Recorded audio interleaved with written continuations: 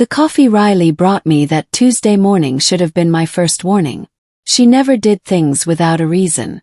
Just thought you could use this before the big presentation, she said, her smile too bright, too practiced. I thanked her, watching as she lingered by my desk, eyes flickering toward my computer screen. 3 months earlier I wouldn't have noticed.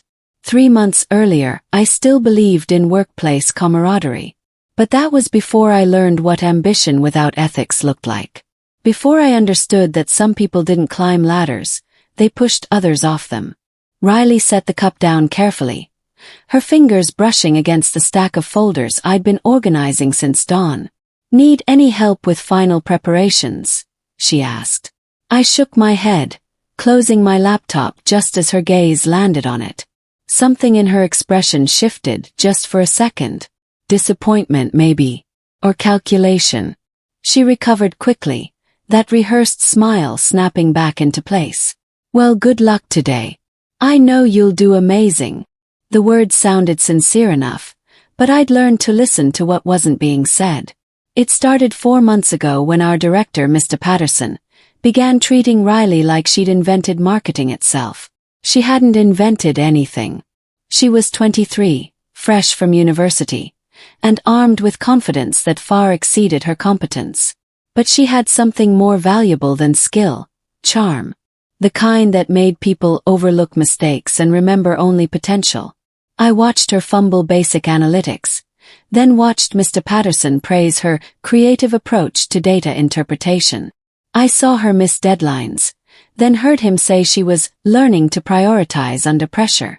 Meanwhile, my 7 years of consistent performance became invisible. My carefully researched proposals sat unread while Riley's half-formed ideas sparked lengthy discussions. The breaking point came during a strategy meeting. Riley pitched an approach to the Westfield account that sounded remarkably familiar. It should have.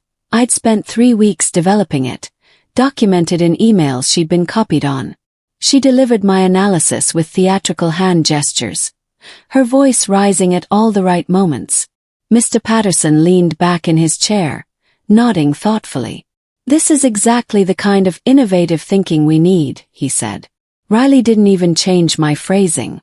Entire sentences from my proposal flowed from her mouth as if they'd originated there. Consumer behavior patterns suggest a shift toward experiential engagement, she said, using the exact terminology I defended in my research. When she finished, Mr. Patterson actually applauded. This is promising leadership material, he announced, already making notes. Riley caught my eye across the table. Her smile was different then, not the practiced sweetness she usually wore, but something sharper, knowing. That night, I stayed late reviewing email logs. Every strategic document I'd created, every analysis I'd shared with the team, Riley had been copied. She'd had access to months of my work, and clearly she'd been studying. But accessing shared files wasn't theft. Presenting someone else's ideas as your own wasn't technically fraud. It was just unethical enough to be devastating but just subtle enough to be deniable. I printed everything anyway. The proposals with my name. The meeting notes with timestamps. The email threads showing my development process. I didn't know why yet. Just intuition whispering that documentation mattered. 2 weeks later, Riley accidentally deleted a shared spreadsheet I needed for budget projections. The file contained 3 months of data compilation, formulas I'd built to track campaign performance across 12 different metrics. When I asked her about it, her eyes went wide with manufactured horror. Oh no, Camille, I'm so sorry. I was trying to organize my folders and I must have clicked the wrong thing. Her hands trembled slightly as she spoke, her voice catching on the apology. Perfect performance. Anyone watching would have seen genuine remorse. But I'd started noticing patterns. The spreadsheet she deleted. Only I used it. The formatting she accidentally corrupted last month. Only on documents I'd submitted. The email attachments that mysteriously failed to send. Only when I was the sender. I restored the spreadsheet from backup and said nothing. That evening, curiosity made me check something I probably shouldn't have. Riley's recycle bin folder on our shared drive was visible to project leads. The deleted spreadsheet was there, sure enough. But the deletion timestamp told a different story. She hadn't accidentally clicked during a confused organizing session at 3 in the afternoon. She'd deleted it at 7:30 in the morning, before I'd even arrived. 30 minutes later, she'd permanently removed it from the recycle bin. The draft email I found was worse. Riley had been working on a message to Mr. Patterson, saved in our shared team folder instead of her personal directory. An oversight on her part, leaving it where I could see it. The subject line read, "Concerns about team dynamics." Inside, she'd written 3 paragraphs accusing me of withholding information, creating knowledge silos, and deliberately excluding her from strategic discussions. None of it was true. All of it was plausible enough to plant seeds of doubt. She'd never sent it. The timestamp showed she'd saved it 2 weeks ago and apparently reconsidered. Or maybe she was waiting for the right moment. I took screenshots, added them to my growing folder of documentation. Suddenly, mistakes started appearing in my work. Documents I'd submitted would have formatting errors when they reached Mr. Patterson. Email attachments I'd sent would arrive corrupted. Status reports I'd filed on time would be marked as late in the system. Small things. Individually meaningless. Collectively damning. Mr. Patterson called me into his office on a Wednesday afternoon. "Camille, I need to ask, are you feeling overwhelmed lately?"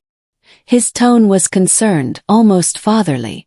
"Your work has always been exceptional, but I'm noticing some inconsistencies." I wasn't overwhelmed. I was being systematically undermined. But how do you explain that without sounding paranoid? Riley requested direct access to my project files 3 days later. "It would help me learn your process," she told Mr. Patterson during a team meeting. "Camille is so organized, and I think I could improve my own workflow by studying how she structures information." Mr. Patterson looked at me expectantly. Saying no would seem petty, defensive. Saying yes would give Riley exactly what she wanted. "Of course," I said, smiling. "I'll set up view-only access this afternoon." I saw the flash of frustration cross her face before she caught herself. View-only wasn't what she'd asked for. But it was what she'd get. The sweetness intensified after that. Riley brought me coffee twice a week. Complimented my presentations. Told me how much she admired my organizational skills. "I don't know how you manage so much," she said one morning, her voice honey-thick with admiration. Every word felt like sugar coating on poison. I accepted the compliments with thanks and kept documenting. One evening, working late on quarterly projections, I noticed Riley's computer still on across the office.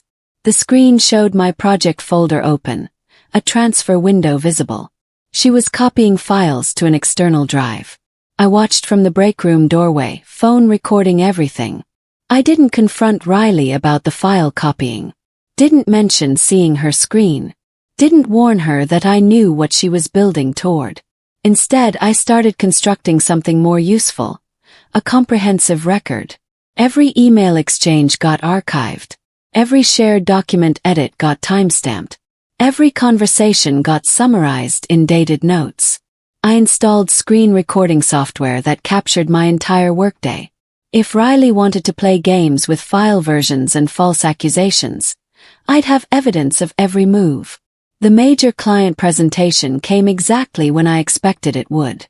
The Westfield account, our department's biggest opportunity in 3 years, needed a strategic pitch. Mr. Patterson assigned me as lead, which meant Riley would want involvement. I gave her surface-level tasks. Research compilation, data entry, slide formatting, things that kept her busy and visible without touching the presentation's core. She seemed satisfied, attending every planning meeting, taking elaborate notes, offering suggestions that I acknowledged and quietly ignored. "Could I see the final slides?" she asked 2 days before the presentation. "Just to proofread them. Fresh eyes, you know."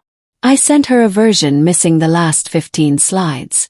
The crucial recommendations, the budget justifications, the implementation timeline, all absent.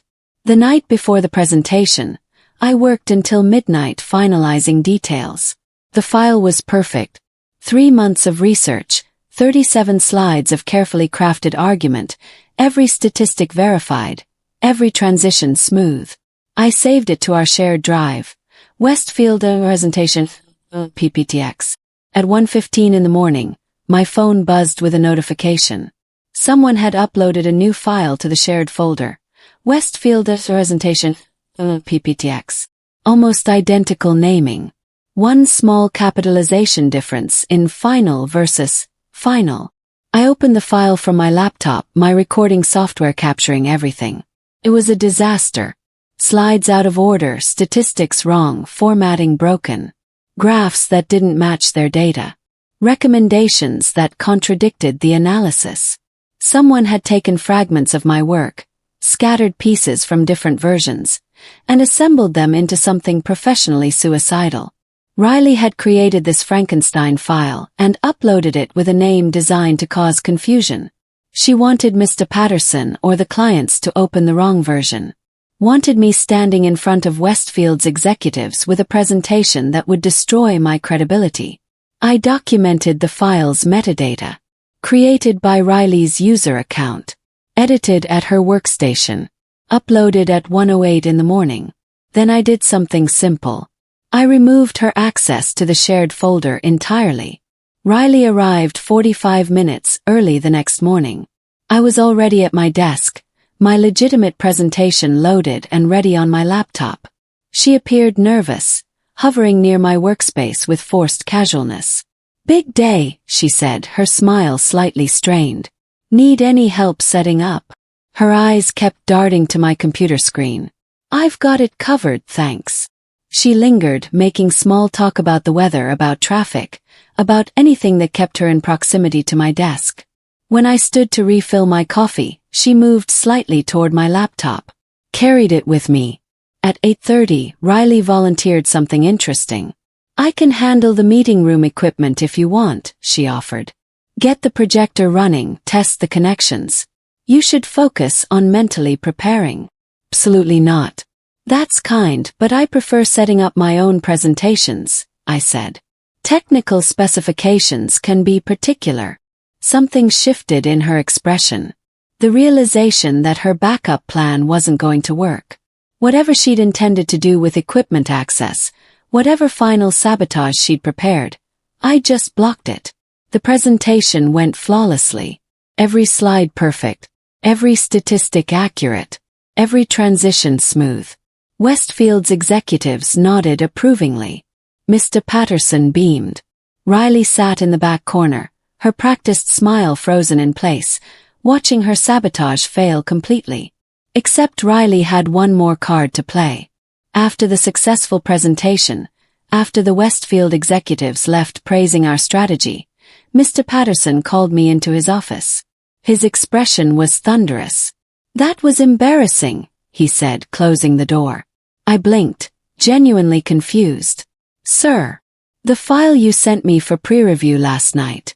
It was a disaster. Completely unprofessional. If I hadn't trusted your previous work, I would have cancelled the meeting entirely." My stomach dropped. Riley had sent him the corrupted file, claiming it came from me. "The file I presented today is the accurate version," I said carefully. "I'm not sure what you reviewed, but don't make excuses, Camille. I don't know if you were rushed or disorganized, but that kind of sloppiness could have cost us this account." He dismissed me with a wave. Outside his office, Riley was standing near the printer, definitely within earshot. Not even pretending to look busy, just listening. Eyes met. She smiled, genuine satisfaction finally visible. That afternoon she made her boldest move yet.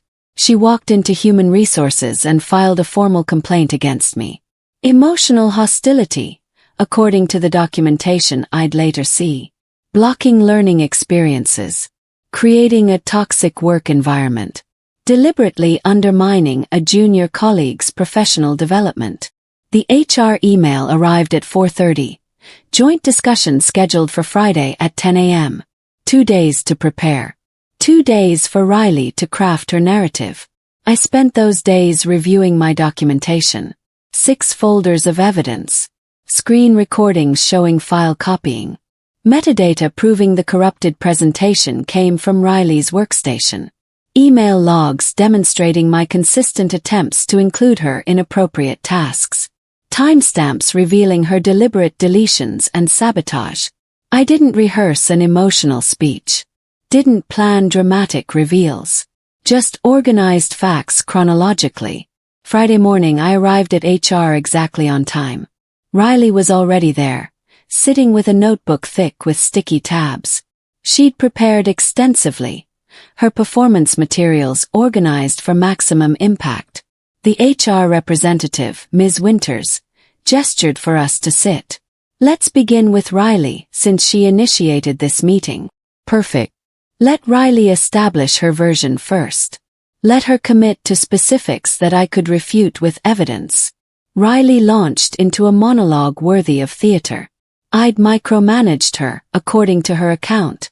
Criticized her work publicly. Excluded her from important meetings.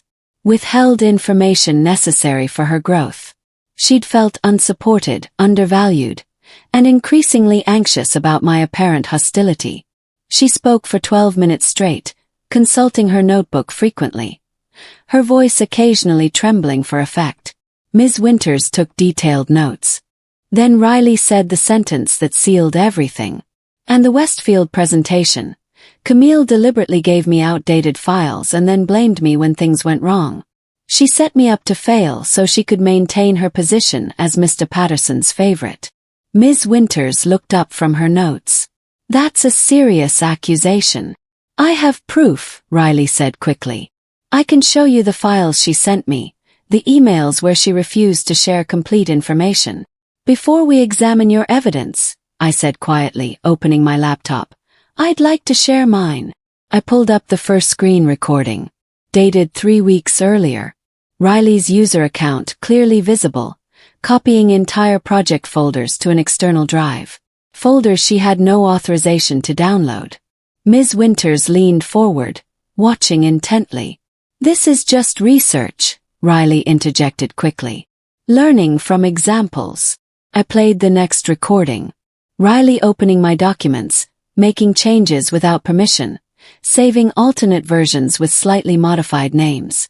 The timestamps were damning. Late-night edits made when I wasn't in the office, changes that introduced errors I'd later be blamed for. Riley's face lost color. There's a misunderstanding. Let's look at the Westfield presentation specifically, I continued. I pulled up file metadata. Here's my final presentation created on my workstation, saved with this exact file name. I showed the properties panel. Here's the corrupted version created at Riley's workstation, uploaded at 1:08 a.m. with a deliberately similar file name designed to cause confusion. The metadata was irrefutable. Creation date, modification history, user account, workstation ID. Every technical detail proved the corrupted file originated from Riley's computer. Ms. Winters pulled the files onto her own laptop, verifying the information independently. Riley tried to speak, but nothing coherent emerged. I can explain, it's not, there was a misunderstanding about versions. There's more, I said. I showed the deleted spreadsheet incident. The recycle bin timestamps proving deliberate deletion rather than accident. The draft email Riley wrote accusing me of withholding information, never sent but saved as evidence of her planning. The pattern of small sabotages, each documented with dates and screen captures. I'd built a timeline spanning 4 months. Methodical, comprehensive, undeniable.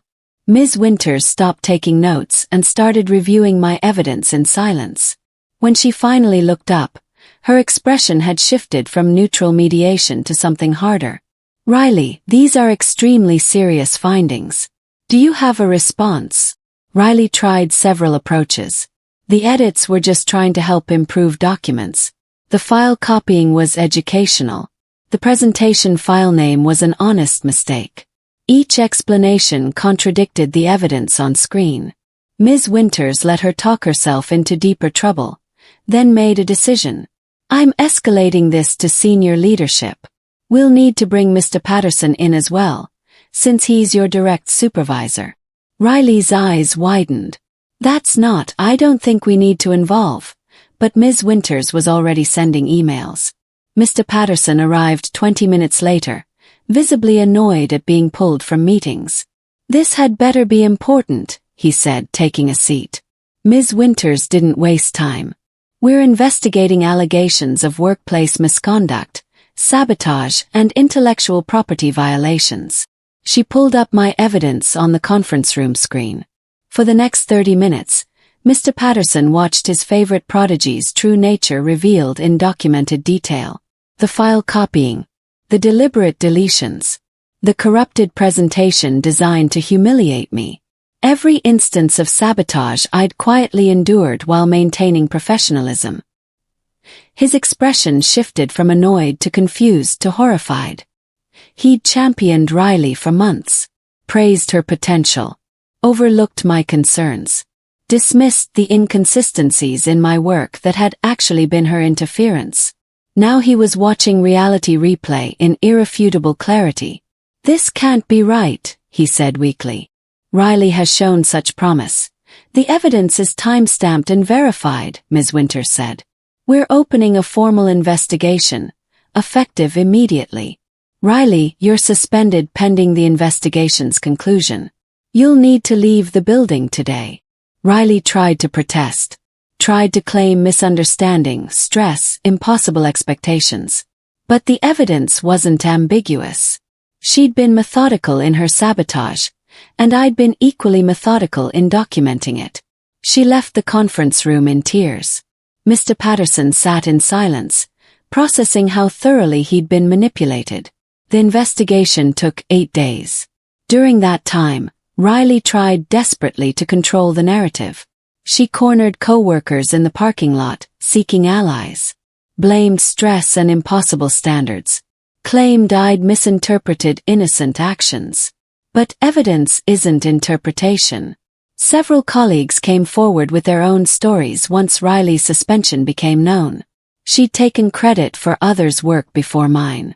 Had accidentally sabotaged a previous intern's project. Had a pattern of charming supervisors while undermining peers. The documentation I'd gathered became the foundation of a much larger investigation into her conduct throughout her entire tenure. Then Riley made a catastrophic mistake. She sent an email to Mr. Patterson accusing him of creating the environment that forced her behavior. You pressured me to perform beyond my experience level, she wrote. You created an unhealthy competitive hierarchy. You played favorites and I was just trying to survive. She tried to make him complicit in her choices. Tried to spread blame upward. It backfired spectacularly. HR now had 2 problems. Her documented misconduct and her attempt to deflect responsibility by attacking leadership. The investigation expanded again. Riley, apparently convinced she had nothing left to lose, made one final disastrous decision. She contacted the Westfield executives directly. The email Riley sent to Westfield was marked "Urgent Apology" and signed with her name and our company letterhead. She apologized for the confusion during our recent presentation and implied that leadership incompetence and internal dysfunction had nearly compromised their account. She positioned herself as a whistleblower trying to protect the client relationship from our organizational chaos.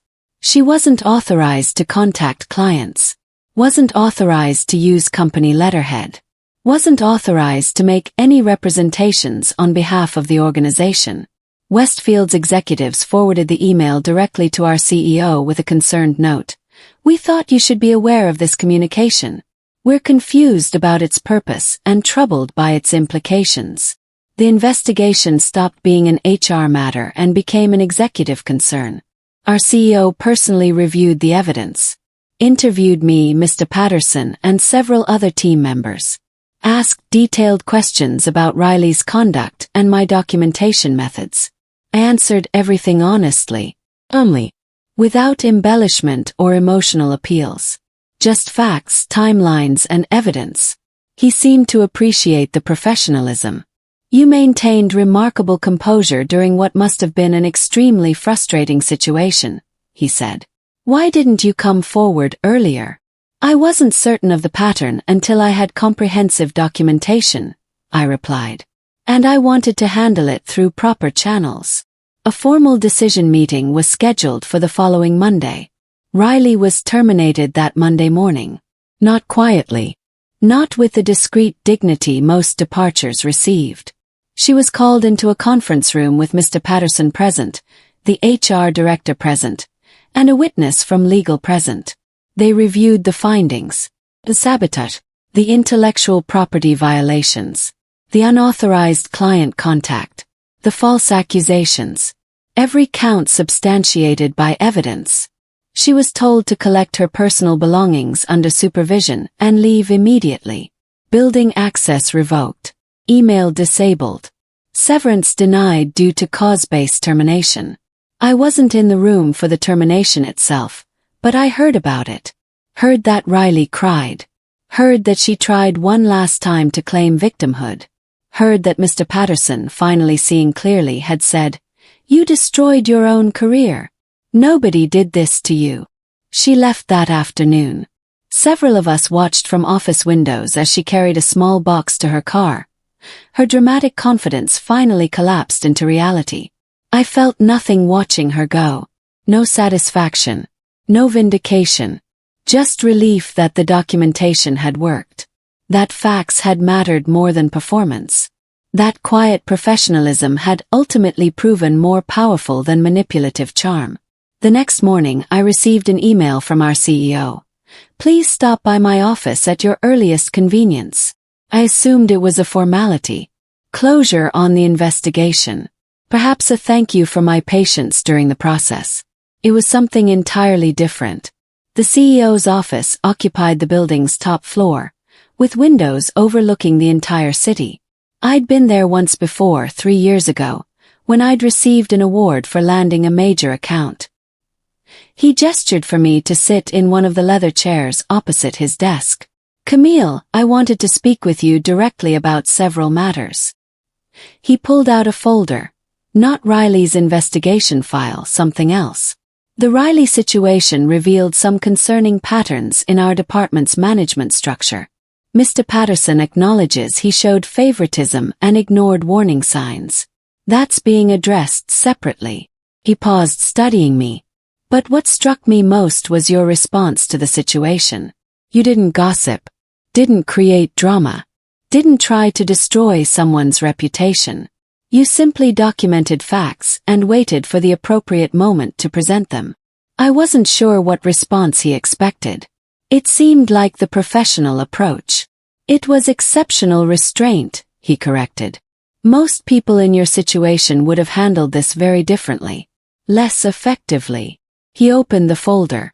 "We've been planning to expand the Western Regional Account Management Division.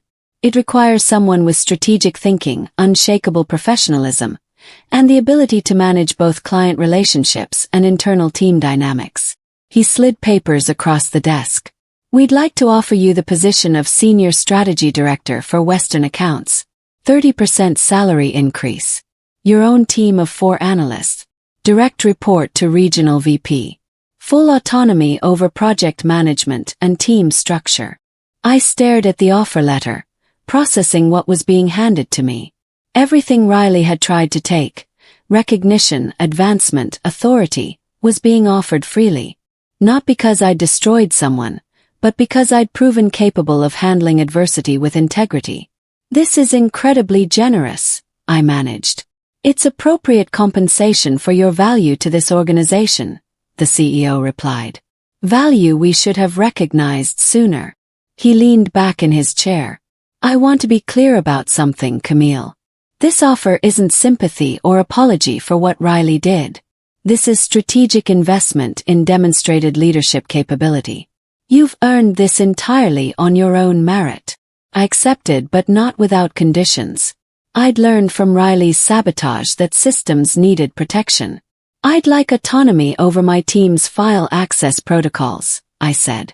"And formal documentation requirements for intern supervision." Clear boundaries on project ownership and credit attribution. The CEO nodded approvingly.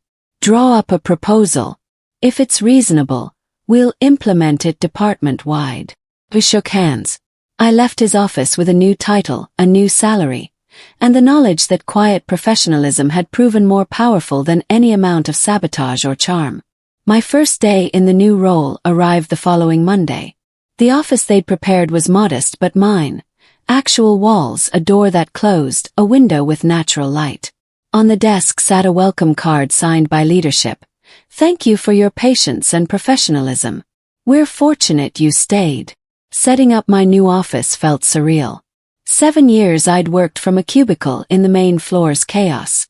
Now I had space, privacy, and the authority to structure my team's work environment. My new team arrived for our first meeting at 9. 4 analysts, all younger than me, all watching carefully to see what kind of leader I'd be. I'm not interested in hierarchy for its own sake, I told them. I'm interested in good work, clear communication, and mutual respect. I will never take credit for your ideas, and I expect the same courtesy. Over the next weeks, I built something I'd wished I'd had under Mr. Patterson's leadership. Clear project ownership documentation. Transparent credit attribution. Regular one-on-one meetings where team members could raise concerns privately. A shared drive with access logs and version control that made sabotage nearly impossible. Other departments started noticing. The structure I'd implemented worked. Projects ran smoothly. Credit went to the right people. Team morale stayed high. Mr. Patterson stopped by one afternoon, looking uncomfortable. I owe you an apology, Camille. I let Riley manipulate me. I ignored signs I should have seen. I made your job harder than it needed to be. I could have been petty. Could have made him grovel. Instead, I simply said, I appreciate that. Let's focus on moving forward. 3 months into my new role, I attended a regional leadership conference. During a networking session, someone approached me, a woman about my age, introducing herself as a director from a competing firm. You're Camille, right? From the Westfield presentation. I nodded cautiously. I heard about what happened with your intern. The whole situation. My stomach tightened. Office stories traveled through industry networks. I wasn't sure how this version had been distorted, but she surprised me. I wanted to say thank you. Your handling of that situation changed policies at my company. We had a similar problem with a junior employee taking credit for senior staff work. When leadership heard how your company addressed it, how you documented everything, we implemented new protocols. She smiled. Sometimes one person's professionalism creates ripples. I hadn't considered that possibility. That Riley's sabotage and my response might affect more than just our office. That quiet documentation might become a model for addressing similar situations elsewhere. The Westfield account continued to grow. They requested expanded services, specifically asking for me to oversee the strategic development. The presentation that Riley had tried to destroy became the foundation for a 3-year partnership worth millions. Every quarterly review, I thought about that night she uploaded the corrupted file. How close I'd come to professional humiliation. How different things might have been if I hadn't documented everything. If I'd reacted emotionally instead of strategically. A year after Riley's termination, I received an unexpected LinkedIn message from her. I've been doing a lot of reflection, it read. I handled things poorly at our company. I let ambition override ethics. I'm working with a career counselor now, trying to understand why I made those choices. I'm not asking for forgiveness or trying to reconnect. I just wanted you to know I recognize the harm I caused. I stared at the message for a long time. Part of me wanted to ignore it. Another part appreciated the apparent accountability. I replied briefly. I appreciate the message. I wish you well in your growth. That was all. No long conversation. No friendship rekindled. Just acknowledgement that people sometimes learn from their mistakes, even when those mistakes cost them significantly. My team continued to thrive. 2 of my analysts received promotions. One published a case study based on our project management approach. Another was recruited to lead a new initiative in a different department. When they succeeded, I felt genuine pride. This was what leadership should be: elevating others, not diminishing them. Mr. Patterson eventually transferred to a different regional office.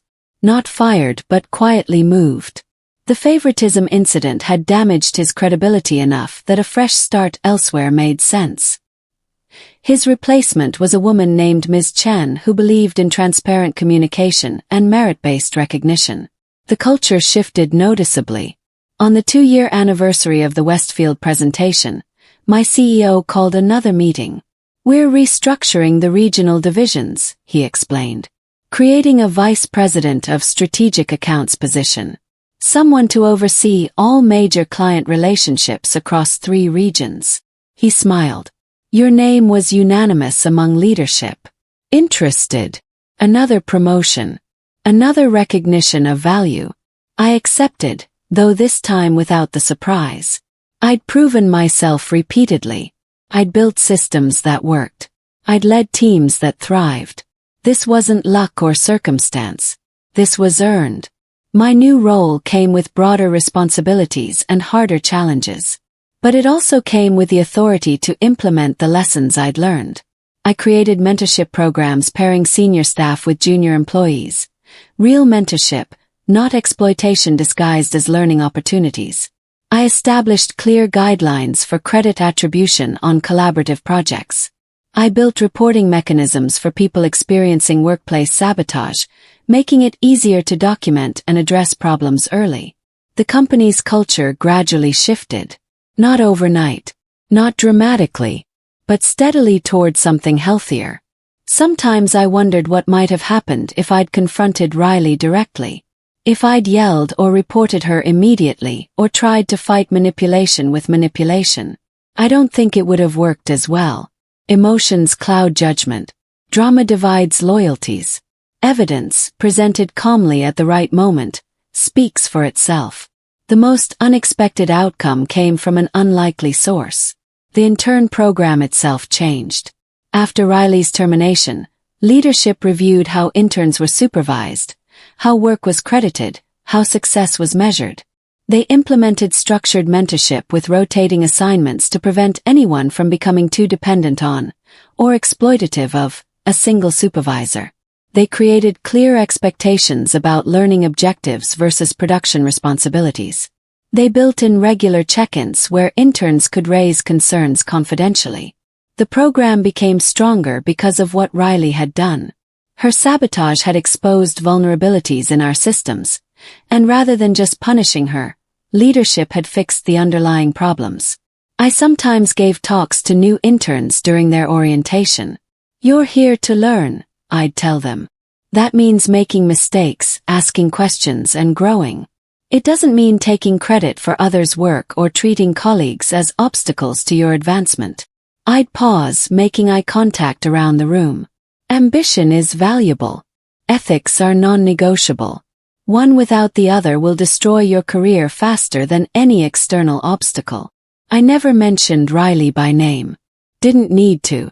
The interns who paid attention understood the message. My life stabilized into something I hadn't expected to find. Satisfaction. Not just career success, but genuine contentment with the work itself. Leading teams, solving strategic puzzles, building client relationships based on trust rather than manipulation.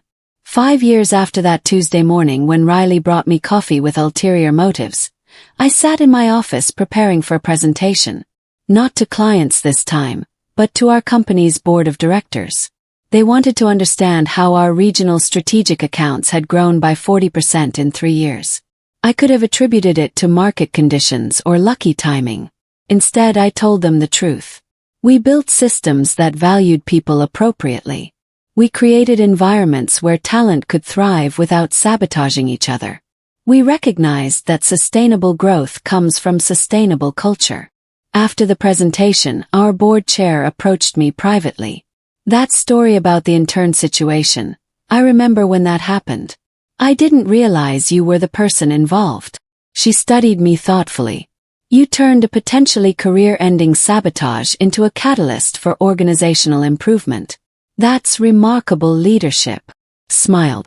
I just documented everything and waited for the right moment. But it was more than that, and I knew it. Riley hadn't been my downfall. She'd been my turning point. Her sabotage hadn't broken me. It had revealed what I was capable of under pressure. I hadn't needed her apology or regret or acknowledgement. I'd needed something better. The chance to rise on my own merit. She fell because of her own choices. I rose because of mine. And I did it without becoming the villain in my own story.